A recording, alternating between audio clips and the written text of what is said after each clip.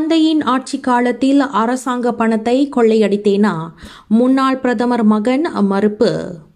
தனது தந்தை முன்னாள் பிரதமர் அப்துல்லா அகமது படாவியின் ஆட்சி காலத்தில் அரசாங்க பணத்தை தாம் கொள்ளையடித்ததாக டாக்டர் மகாதீர் மொஹமட் தெரிவித்த கூற்றை மகன் கமாலுடின் அப்துல்லா மறுத்துள்ளார்.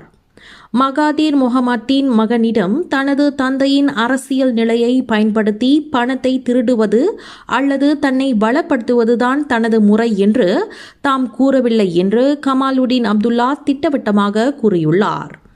இந்த குற்றச்சாட்டுகளை கமாலுடின் கடுமையாக மறுத்துள்ளதோடு மகாதீர் தற்போது பல விஷயங்கள் மற்றும் தனிநபர்கள் மீது மிகவும் ஏமாற்றமடைந்து கோபமாக இருக்கிறார்.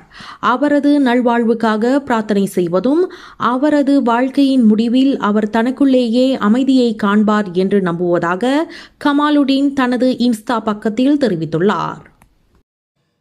கல்வி, பொருளாதாரம், சமூகத்தொண்டு, அரசியல், சினிமா, இலக்கியம், ஆன்மீகம் உள்ளிட்ட சுவாரஸ்யமான உலக நிகழ்வுகளை, தகவல்களை தெரிந்து கொள்ள உங்கள் வர்த்தக நண்பன் சேனலை மறக்காம சப்ஸ்கிரைப் பண்ணுங்க. மேலும் லைக் பண்ணுங்க, ஷேர் பண்ணுங்க.